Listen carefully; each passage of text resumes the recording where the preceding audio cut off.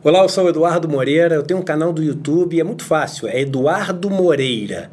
Mas eu queria convidar você para assistir esse vídeo aqui no 247. E é claro, se inscreva lá no meu canal e aqui também no 247. Olá e bem-vindo a mais um vídeo do nosso canal. No vídeo de hoje a gente vai falar um pouco sobre um tema que vai estar muito em debate nesse começo de ano, agora em 2020, e com certeza vai continuar ao longo de 2020, 2021, porque é um dos principais objetivos declarados desse governo. A gente vai falar sobre as privatizações. E a gente vai entender por que quando a gente privatiza uma empresa pública, quase sempre o resultado final é um serviço mais caro para a população mais pobre, e até porque muitas vezes a gente tem um serviço de pior qualidade depois de privatizar. Algo que parece assim impossível de acontecer quando a gente ouve o discurso, que é o discurso hegemônico, mainstream, o discurso da grande mídia, mas é o que o mundo inteiro tem visto acontecer. Existe uma onda, né, na Europa principalmente, de reestatização, seja remunicipalização, palavra difícil de falar, né, ou renacionalização de serviços públicos. Na França, por exemplo, você tem mais de 100 empresas que foram remunicipalizadas de água e esgoto. Na Alemanha você tem quase 300 empresas do setor de energia que foram reestatizadas também. E em vários outros países do mundo isso é algo que tem acontecido, sempre pelos mesmos motivos. Depois de privatizados, os serviços eles ficaram mais caros, ficaram com uma qualidade pior e ficaram mais mal distribuídos na população. E aí a gente vem na primeira pergunta que a gente deve se fazer é o seguinte: qual o motivo de um serviço ser público? O que deveria justificar uma estatal ou um serviço que ele é oferecido pelo Estado? E a resposta meio que óbvia é que o serviço que deveria ser oferecido pelo Estado é um serviço que deveria estar à disposição de todos de uma maneira relativamente equânime. Então, por exemplo, se a gente estiver falando de educação, as pessoas numa mesma nação, ou seja, no mesmo grupo, deveriam ter acesso ao mesmo conhecimento, deveriam poder absorver o mesmo conhecimento, até para poder competir em condições relativamente justas, né? As pessoas do mesmo grupo deveriam ter acesso a um cuidado também relativamente igual. Por isso, a saúde ser algo que muitas pessoas defendem ser sempre oferecido pelo Estado. E outras coisas, como por exemplo a segurança, é algo que uma pessoa pobre deveria ter acesso à mesma proteção que uma pessoa rica tem. O acesso, né, à justiça deveria ser algo que o mais pobre deveria ter acesso de uma forma parecida ou igual ao que a pessoa mais rica tem, até para quando elas poderem disputar algo na justiça, essa disputa ser uma disputa justa. Por outro lado, por exemplo, você não deveria ter uma empresa de refrigerante, né, do Estado, ou seja, a gente não deveria ter que oferecer um refrigerante para todas as pessoas de uma maneira igual ou de uma qualidade igual, etc. Então tem certas coisas que são coisas que não fazem sentido ser oferecidas pelo Estado, né? A gente pode tentar fazer meio que um resumão assim de que aquilo que é uma necessidade deveria ser oferecido pelo Estado, e aquilo que são esses nossos desejos mundanos do mundo capitalista oferecidos aí pela iniciativa privada, ou que é supérfluo, ou enfim, aí vão entrar várias definições diferentes. Mas por que quando a gente privatiza alguma coisa a qualidade cai, né? E aqui só um parênteses interessante, eu falei sobre isso no último vídeo, né? Mas no Brasil, se você for pegar as empresas que têm maior número de reclamações no Procon, ali todas as primeiras ou são empresas que eram estatais e foram privatizadas, ou são bancos, né? Que são os maiores defensores da privatização. Ou seja, no Brasil a gente já viveu uma experiência aí de que privatizar não necessariamente faz com que a sensação de um serviço de qualidade, etc., melhore. Mas vamos ver um caso prático. Vamos fazer aqui um exercício teórico e imaginar que a gente fosse privatizar todo o sistema de saúde no Brasil. Existem países onde o sistema de saúde é quase todo privatizado. A Índia, por exemplo. Na Índia, se você for pegar os serviços ambulatoriais, em torno de 80% dos serviços ambulatoriais são oferecidos pela iniciativa privada. Já os serviços de internação, 60% mais ou menos são oferecidos pela iniciativa privada. Ou seja, é um sistema de saúde quase todo privatizado. Se a gente pegasse hoje o nosso sistema de saúde e resolvesse privatizar 100%, o que será que ia acontecer? As pessoas que defendem a privatização, elas vão te falar o seguinte: olha, vai ser muito melhor, porque você vai ter competição, você vai poder escolher o seu hospital, você vai ter que pagar um imposto menor, porque aquilo que você paga dentro do imposto para ter acesso ao sistema de saúde, vamos lembrar que tudo do Estado é financiado principalmente pelos impostos que a gente paga, né? Então cada um de nós paga um pouquinho desse serviço de saúde que é oferecido a todos, pelo menos em tese. Então o que o Estado vai falar é o seguinte: ao invés de você pagar através do seu imposto, a gente abaixa o teu imposto. Esse que é o argumento, né, das pessoas que defendem a privatização, e você vai poder escolher o hospital que você quer ir, e os hospitais competindo um com o outro vão poder oferecer um preço mais barato para você e ter que oferecer uma qualidade melhor para você escolher ele. É muito bonito o argumento. Mas vamos na prática ver o que vai ter que acontecer. Hoje a gente tem um serviço de saúde no Brasil que gasta, e os gastos são na esfera municipal, estadual e federal, mas se você for olhar o orçamento federal, nessa esfera federal, o orçamento é em torno de uns 120 bilhões de reais por ano. Então, o que a gente gasta de saúde no Brasil por ano é aquilo que a gente precisa contratar, né, de serviços e pagar de produtos para atender uma demanda de pessoas que vêm buscar o serviço de saúde no Brasil.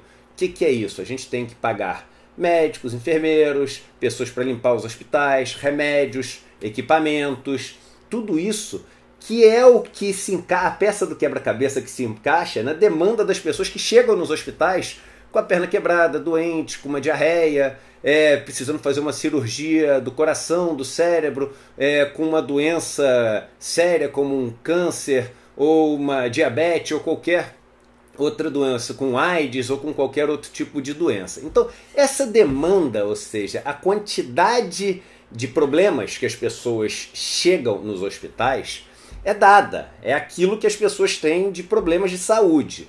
E aquilo que o Estado oferece é o que ele precisa para encaixar nesses problemas que existem da sociedade e atender essa demanda. Se a gente privatiza o setor de saúde, o que as pessoas têm de doença, têm de perna quebrada, têm de dores, etc., isso vai continuar igual, né? Só que o que acontece? Vai ter que ser oferecido isso tudo por uma empresa que tem um objetivo, que é o quê? Lucro. Toda empresa existe para poder dar lucro. Quem falar o contrário está mentindo, porque o objetivo principal das empresas é dar lucro. No sistema capitalista é isso. Qualquer outro tipo de coisa é enrolação, né, que as pessoas falam. Mas quando você privatizar, nesse nosso mundo aqui hipotético, o sistema de saúde, você vai ter que oferecer a mesma quantidade de solução para esses problemas da sociedade, vai ter que contratar a mesma quantidade de pessoas, comprar a mesma quantidade de produtos, porque essa quantidade é o que atende aquilo ali, e vai ter que sobrar lucro, porque quando uma coisa é estatal, não existe a figura do lucro ali. Quando tem lucro em alguma coisa, por exemplo, uma estatal tem lucro, aquele lucro é do Estado, que é de todo mundo de novo, aquilo é redistribuído entre todas as atividades do Estado. Não tem essa figura de querer ter o lucro que vai acumulando no cofre de alguém, né? O Estado é o que é de todo mundo. Então, como é que essa empresa vai poder oferecer esses mesmos serviços de saúde, comprar esses mesmos produtos de saúde e sobrar lucro? Só tem um jeito, gente. Ou ele vai pagar menos para as pessoas que ele está contratando, né, e para os produtos que ele está comprando, ou vai botar essas pessoas para trabalhar mais. Não tem como. Não tem outro jeito. É por isso que quase sempre quando você privatiza uma empresa, as pessoas que trabalham para essa empresa, elas passam a ganhar muito menos. Empresas privadas pagam muito pior seus funcionários, né, do que as empresas estatais, porque ela tem que ter lucro. A empresa estatal não tem essa figura do lucro. Outra coisa, ela vai botar essas pessoas para trabalhar muito mais. Então, por exemplo, em várias cidades da Europa, você tem o serviço de coleta de lixo voltando, depois de ter ido para a iniciativa privada, voltando para o Estado, porque as pessoas começaram a trabalhar por 10 horas por dia. Isso na Europa, né, onde você tem leis trabalhistas em vários países muito mais severas até do que no Brasil, apesar de muita gente imaginar que a gente tem a legislação trabalhista mais severa do mundo, né, mais rígida do mundo. E aí você teve essas pessoas que começaram a trabalhar 8, 10, 12 horas por dia, com uma qualidade de segurança, de proteção, etc., no serviço horrorosa, e o serviço começou a piorar muito, porque tem que sobrar o lucro. Você tem que fazer a mesma coisa que antes era feita, só que tem que fazer o seguinte, tem que sobrar. E essa sobra só tem como vir ou das pessoas trabalhando muito mais, ou seja, para você demitir pessoas, outro efeito que acontece, sempre quando você privatiza, muita gente é mandada embora, ou fazendo com que essas pessoas ganhem menos, e o que essas pessoas ganham a menos, né, sobra na mão do dono da empresa. É isso que acontece depois de ser privatizado, é muito simples, né? E aí as pessoas que defendem a privatização vão vir com o argumento que é o seguinte, não pode acontecer isso, você pode ter um ganho de produtividade.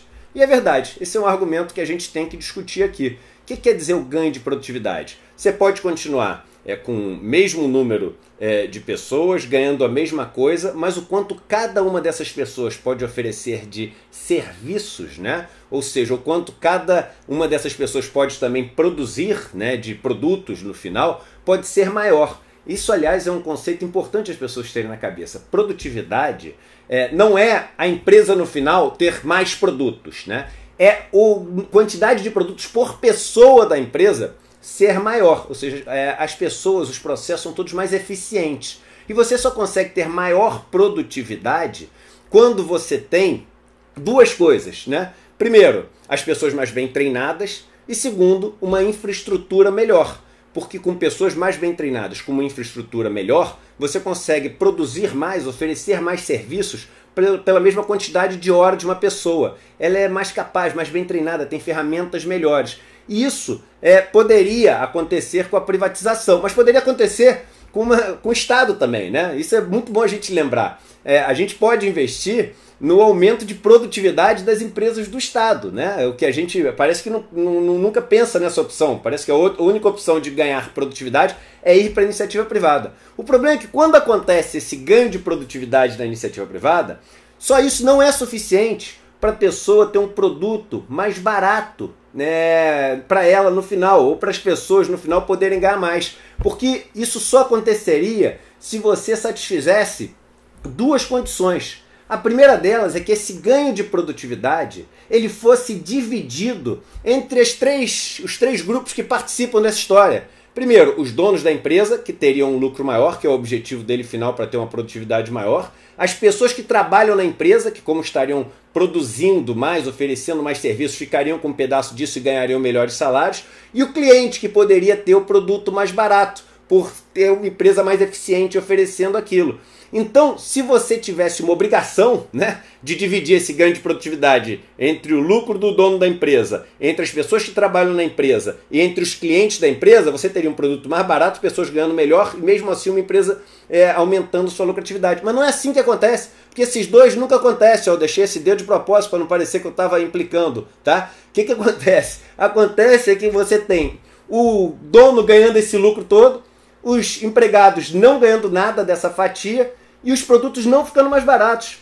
Olha, nos Estados Unidos, desde 1980, você tem uma explosão do ganho de produtividade por causa de muita tecnologia e treinamento das pessoas que trabalham no chão de fábrica, e quase nada disso indo para o salário, ou nada disso em vários setores, indo para o salário das pessoas, nada de ganho real dos salários das pessoas que trabalham no chão de fábrica, e o lucro das empresas explodindo, né? Então, você acaba, quando privatiza, não garantindo essa situação de melhora para as pessoas que trabalham, para as empresas e que recebem o serviço das empresas, os donos das empresas lucrando muito e o serviço passando a ser oferecido de uma forma absolutamente mal distribuída, que era o outro fator que eu falei que tem que acontecer. Mesmo quando isso tudo acontece, os ganhos que são dados, por exemplo, para o cliente na ponta, tem que ser distribuídos iguais também.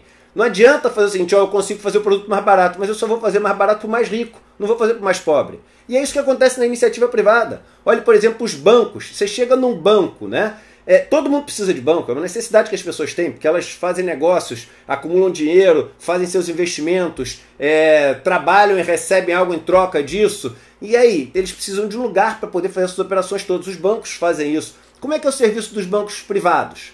A pessoa que é muito rica, ela não paga tarifa nenhuma. A pessoa que é muito rica paga taxa de administração muito menor nos seus produtos. E a pessoa que é muito pobre paga taxas enormes de administração, paga tarifas enormes, paga uma taxa de juros muito mais alta do que o cara rico. É isso mesmo.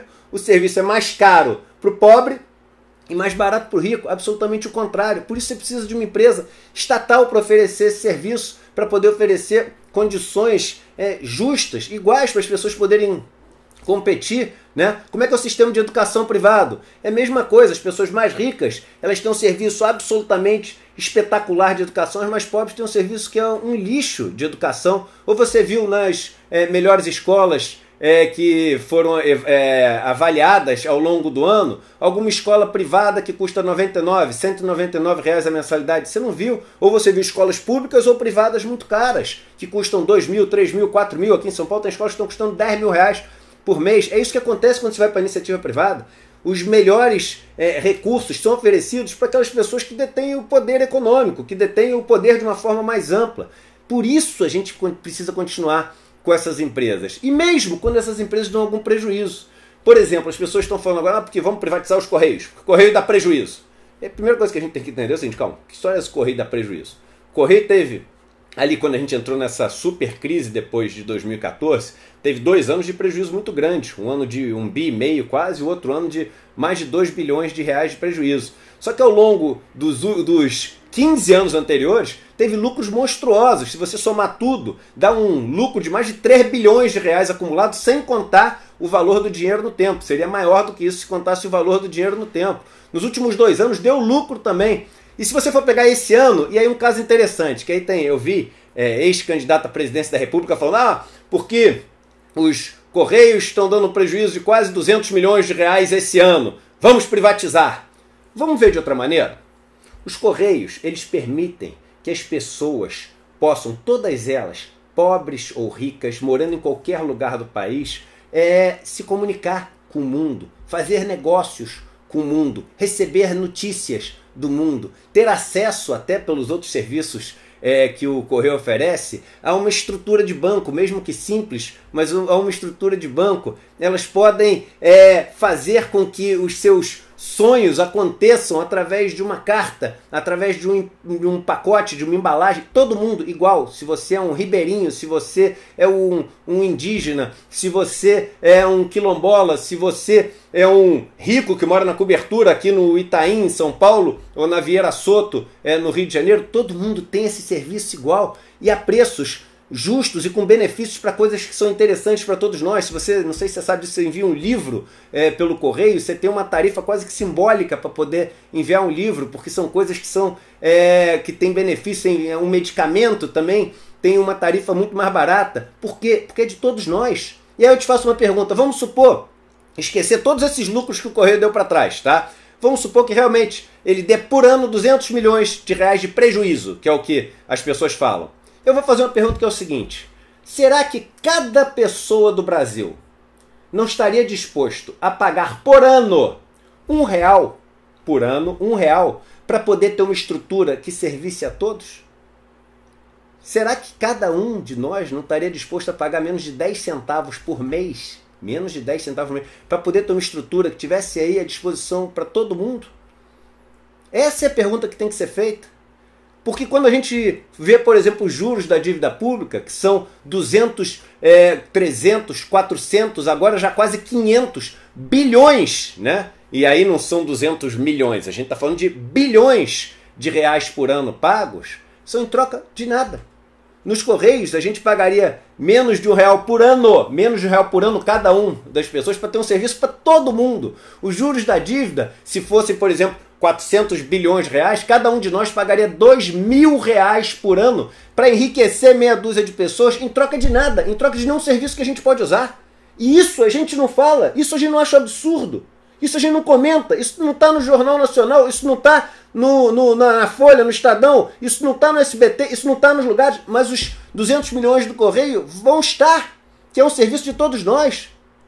E aí se a gente privatizar, sabe o que vai acontecer?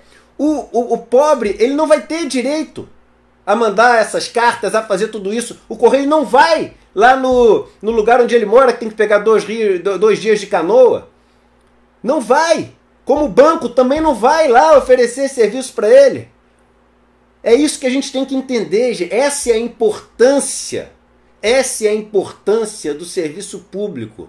E é por isso que sempre que a gente privatiza, ouçam essas palavras, sempre que a gente privatiza, a gente vai ter, se não no curto prazo, no médio, um serviço com pior qualidade, pessoas muito mais mal pagas trabalhando para essas empresas, e aí uma distribuição dessa oferta de produtos e serviços não mais igual, cada vez nos afastando mais de um grupo, de uma nação, de pessoas que contribuem uma para as outras. Às vezes, com R$1 por ano, a gente faz uma estrutura que todos nós podemos usar. Enquanto isso, eles escondem coisas que nós pagamos milhares de reais por ano, né? Mas nenhum de nós utiliza. Vamos olhar essa estrutura pública, essa estrutura do Estado, como aquilo que pode nos manter unidos, como aquilo que pode nos fazer caminhar como nação, aquilo que pode resgatar esse nosso sentimento de solidariedade. E não cair nesse papinho de quem quer tomar aquilo que é de todos nós, simplesmente por ganância, para atender o interesse de meia dúzia e deixar esse país continuar morrendo de fome e com a miséria escondida debaixo do tapete. Um abraço e um bom dia para todos vocês.